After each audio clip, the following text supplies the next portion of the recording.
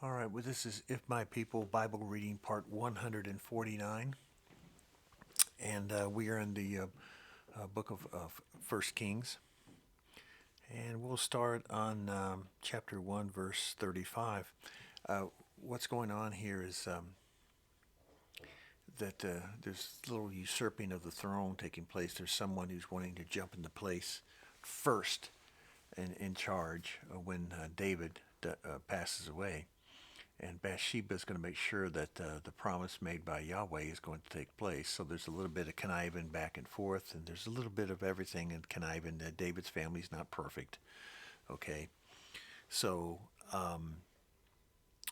it says in verse 35, then you are to go up with him, and he is to come and sit on my throne and reign in my place, and I have appointed him ruler over Israel and Judah. So now there's the argument between one of the sons of another mother and Bathsheba's son Solomon.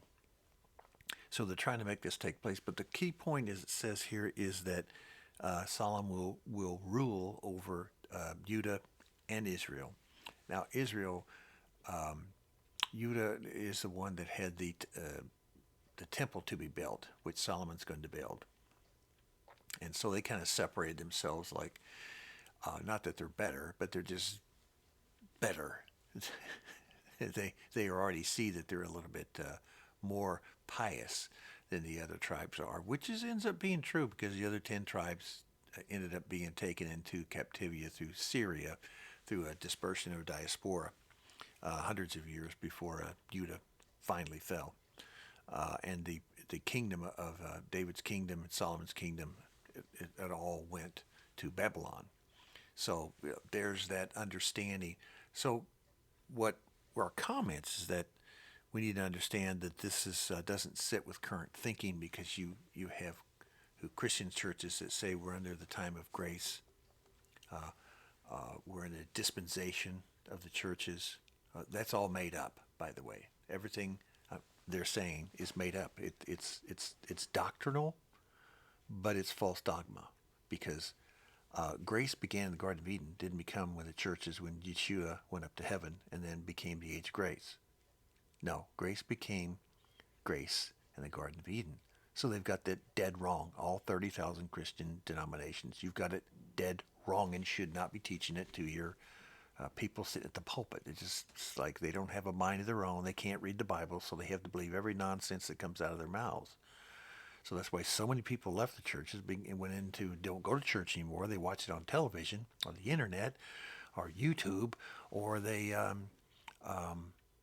joined Hebrew Roots, and now that's split up into two different sections. One that believes that Yeshua is the Yeshua and is coming the second time. The other one believes that basically Yahweh is Yahweh and that the next Messiah coming is the first time he's ever coming. I mean, really, that's what I'm telling you. Those are the ones that the rabbis say, oh, I'm messianic. I've heard so many rabbis who try to convince Christians that they're messianics.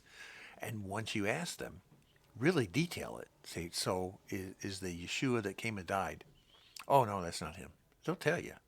They know, and they're ready to defend their statement. Once they know they've given up on you, because you come in there and you're wearing a kippah and you're trying to act Jewish, and they know that the kippah wasn't invented until the 1550s. They know that. The strings that you wear on you, those aren't the proper strings because they don't have the blue, where are we at here? They don't have the blue string on there because they believe Yahweh's not with them. Oh, in other words, you're showing yourself that you're playing to be a Jew. They don't like that. Jewish people don't like that. Don't insult them by wearing Jewish things because they're not Jewish.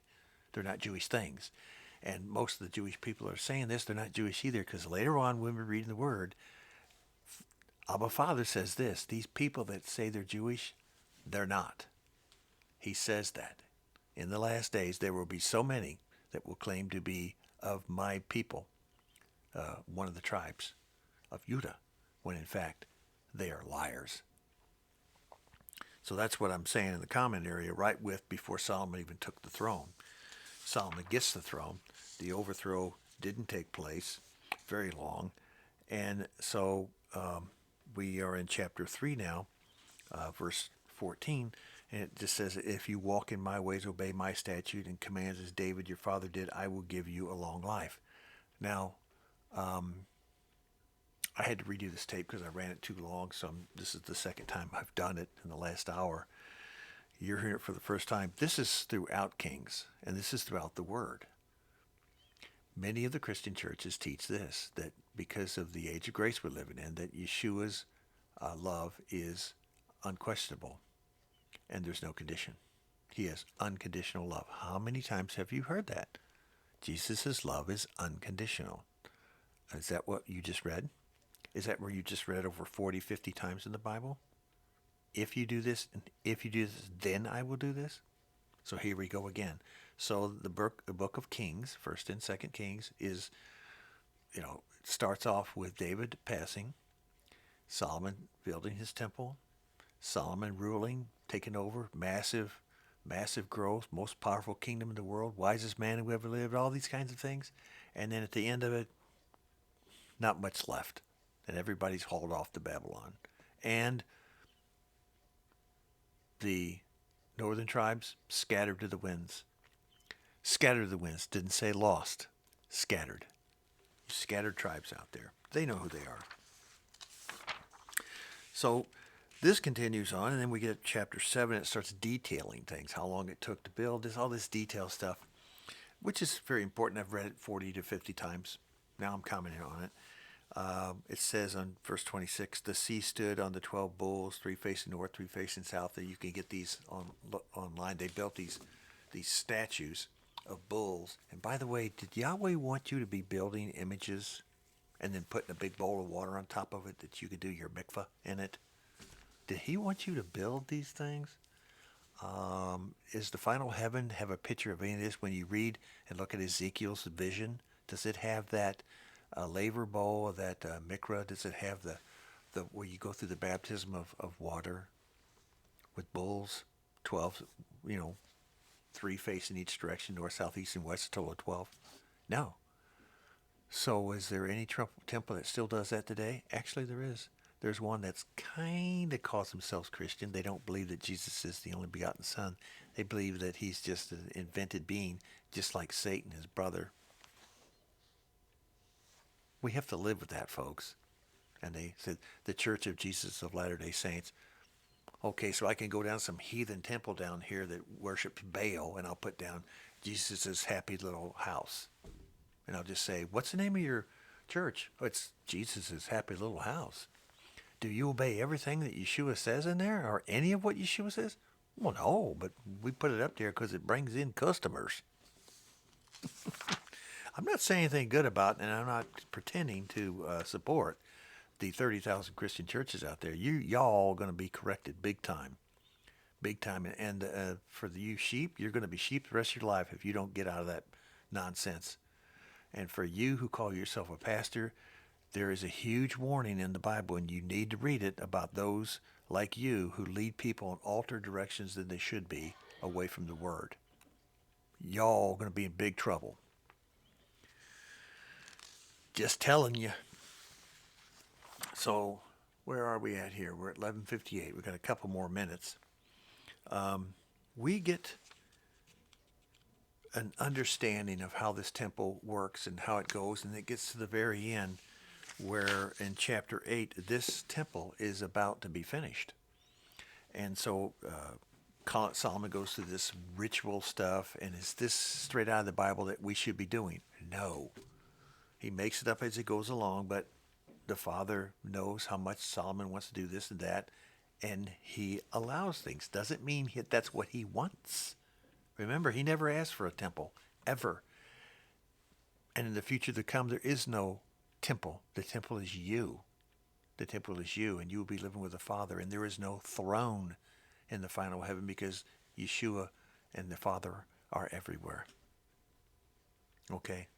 So let's be real about all this. Let's say it like it is. But we go to chapter 8, verse 41.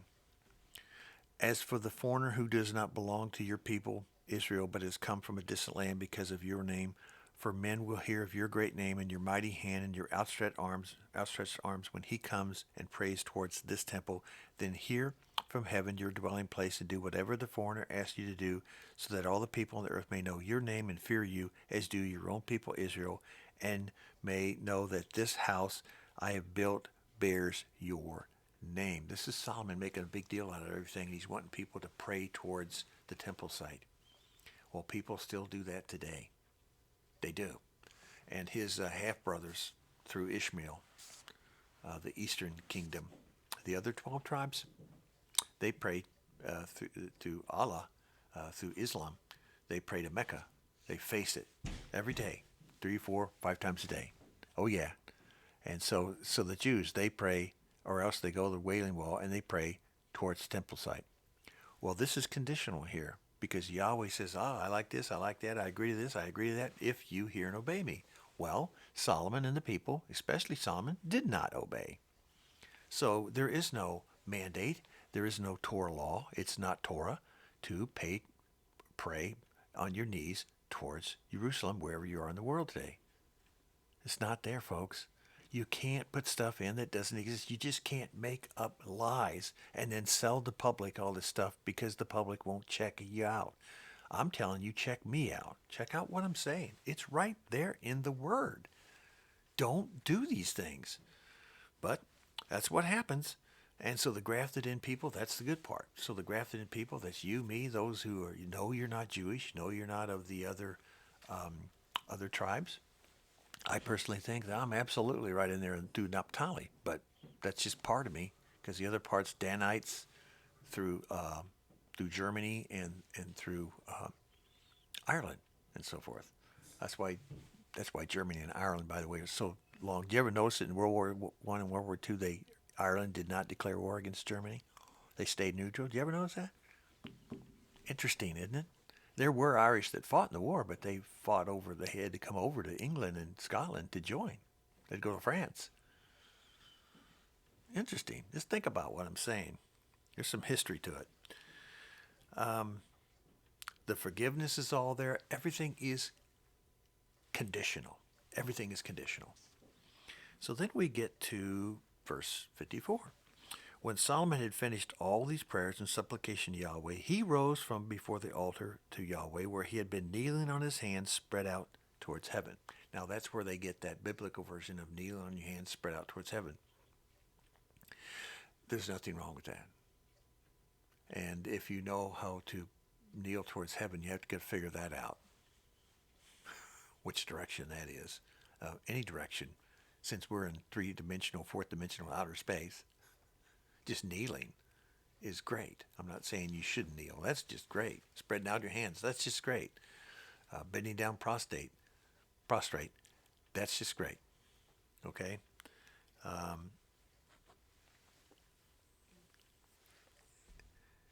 You to be holy, if you're going to do holy things, do holy things. Don't do made-up stuff that people tell you to do. That's what 1st and 2nd Kings is. It just lays out how horrid things got at the end. And today, same thing. Now, the next reading is 150. You're going to be seeing something about this. That's a Brad Scott thing. There's a reason for that. I put that up there for Mary Jo and Marty Chapowski. I'll have a story with that on 150, but I want you to understand that Yahweh wants you to be his temple. He wants to live in your heart, in your head, and he does not want to go into a building made by man. The house of God is you, not some building with a pastor in it. Okay? Don't get caught up and sucked up in all kinds of stuff just because you're lazy and you don't want to read the word yourself. Okay? Stay in it. Stay in it. We got good stuff all the way through, and wait till you get to 1050 commands. So anyway, see you at 150. See you next.